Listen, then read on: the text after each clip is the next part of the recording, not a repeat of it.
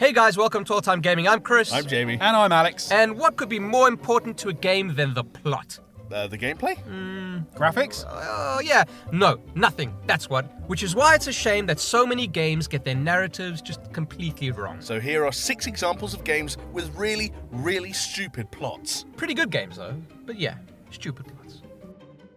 Narrative is certainly not one of Call of Duty's strong points. Nah. Any game that can have Captain Price meditate on the transient nature of self-determinism for 2 minutes probably blew all its budget on making the explosions 10% bigger. That's big words, Jamie. Thank you. Although, making those explosions 10% bigger is not necessarily a bad thing. Explosions are good. Get out now!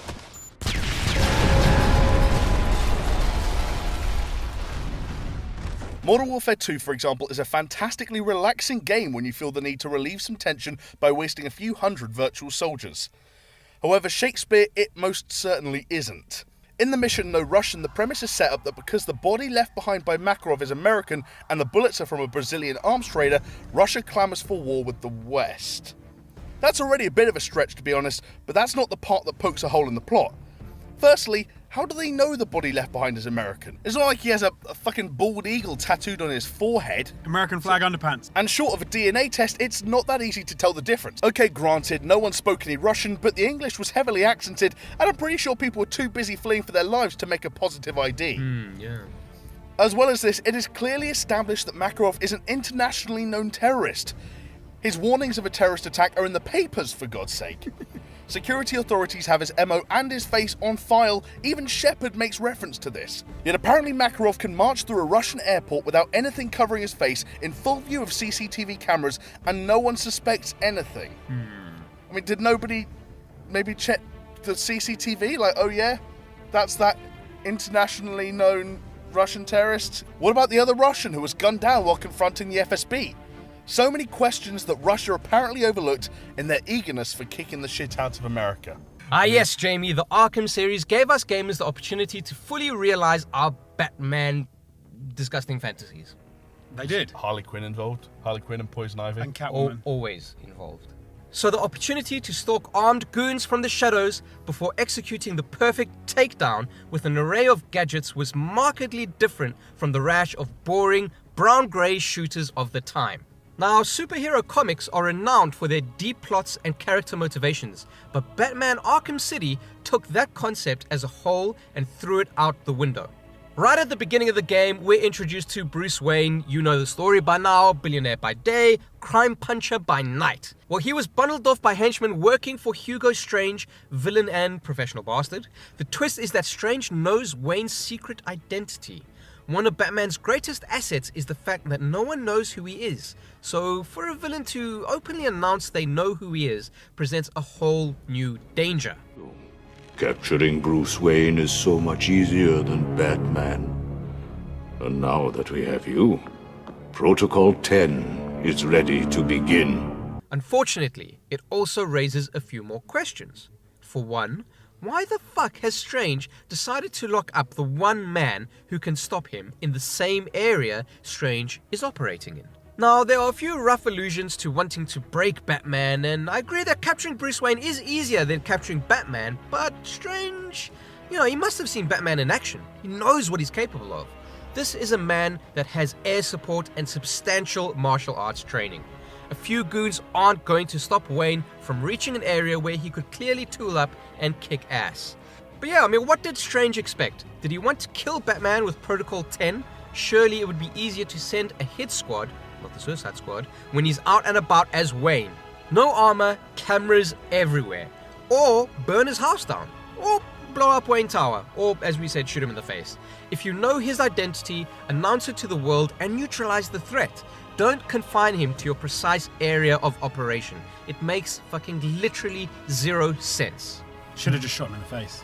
Well, except if Strange wanted to gloat. He is a prick after all. Great beard, though.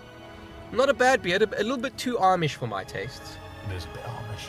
Crytek know how to make a gorgeous looking game. In fact, almost the entire Crysis series was sold on the fact that it could, potentially, melt your computer through sheer processing power and loveliness. So perhaps we can forgive them a little when they let a glaring issue slip through the net in the story of Crysis 2. In the first game, North Korea invade a small island that also happens to be inhabited by aliens hell-bent on eradicating humanity. Oh man, such a coincidence. The Navy respond, it seems, in the only way they can and try to nuke the ever-living shit out of them, which is what you would do. Yeah. Despite warnings that this could backfire, the bombing then predictably backfires, as the aliens can absorb nuclear energy. In Crisis 2, however, the military demonstrate their astounding ability to completely forget the lessons of the past by ordering a second nuclear strike on New York to destroy the alien infestation. Conveniently, the mistakes of the first game are ignored, and the failed nuclear strike is never brought up again. This is a massive plot hole in the game, as the tactical nuclear strike spurs literally the entire endgame of Crisis 2. Either the aliens are resistant to nuclear force or not. Either the American military is terminally stupid or desperately suicidal.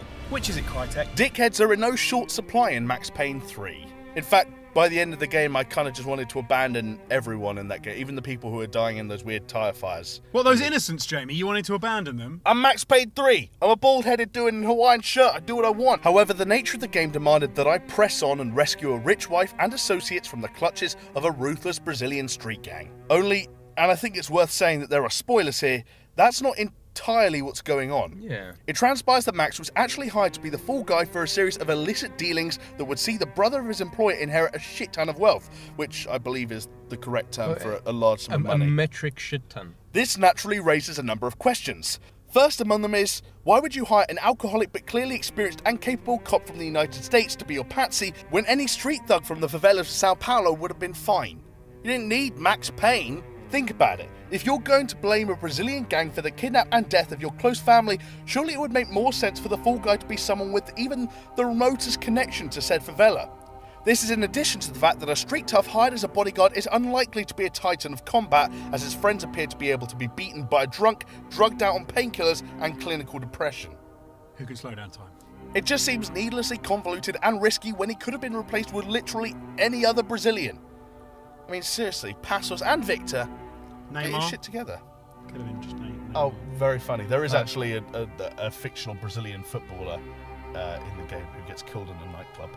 Well, from the new world to the old. Ancient Rome, to be precise, the Eternal City. Rise, Son of Rome was an ambitious project by Crytek that was held up by Microsoft as one of the reasons to come home with the Xbox One. It was insanely pretty, with every filth-encrusted Briton and every ripple in protagonist Marius's little skirtlet beautifully rendered. However, looking past the amazing graphics was a mediocre hack and slasher with a simple plot about vengeance. It's not the vengeance bit that was silly though, it's how it was set up. You see, Marius's family was murdered by barbarians brought to Rome by Nero to exterminate his political rivals. No! I'm not even spoiling anything for you here. I mean, that's just fucking history. It was signposted about an hour before the grand reveal and surprised absolutely no one. Thing is though, why barbarians? Because they're tough. And they carry clubs. I mean, sure, but hiring a Roman assassin would be far more efficient, no? Nero wasn't known for his tact, so why hiring an army to attack Rome instead of, a cheaper assassin? That would be more sensible to me. For that matter, these barbarians are British. It's because we're tough with clubs and dirty. Well, you see, you'd have had to bring them all through Gaul. And you're telling me that at no point did anyone in Rome know about this? They have fucking elephants! That's pretty hard to hide. I mean, elephants are not fucking native to Britain, which means they would have had to have been shipped to them. Again, all this expense when a knife in the dark would have been a whole lot easier. I mean, why is Boudica here? She never left Britain. Who the fuck is Oswald? So fucking stupid. Either Nero is the most incompetent tyrant in the world, or everyone in the Empire has been drinking from the lead water pipes once more. Let's face it though, lead pipes would probably be a luxury in Fallout 3. In 2077, America takes part in a brief 2-hour nuclear exchange which turns the US, and presumably the rest of the world, into a Mad Max film populated with leather fetishists and super mutants. However, there are those out there who did not succumb to nuclear disintegration. Those who took refuge in the many Vault-Tec vaults dotted across the continent were spared the worst effects of the war, and for the residents of Vault 101, survived in relative comfort. However, as far as Fallout 3 shows, there are still many problems to confront out there in the capital wasteland. Right at the end of the game, your character is presented with a choice: enter an irradiated chamber and save the wasteland but die a horrible, horrible death, or let your companion do it and have her die a horrible, horrible death. Seems easy to me. Yeah, send her in. This is despite the fact that for some of us, we had Forks, the super mutant, with us. And as we all know, super mutants are immune to radiation, given the fact that they're so fucked up already. He'd even displayed his power before when he went to retrieve the Gek for you. But Forks refuses to walk into the radioactive chamber because this can only be done by you. This is your father's project. Bullshit. What a massive malformed testicle. I'm pretty sure my dad would want me to live. So a creature who has a demonstrable ability to withstand death refuses to accept it because it's my destiny. To be fair, the Broken Steel DLC patches this, but it still doesn't quite distract from the original moment, pre-DLC, when you sat staring blank-eyed at Forks being a massive dick. So those were just 6 examples of great games with plot holes you could ram a bus through. Do you disagree? Are we just nitpicking? Let us know in the comments below. Well, yes, Jonesy, in Fallout 3, Forks was a bit of a shit sidekick for not doing that. But here, on screen right now, is our list of the 6 best sidekicks ever that you kind of want to go for beers with and go to a strip club and just be like, woo, baby! Don't forget to like and subscribe. See ya.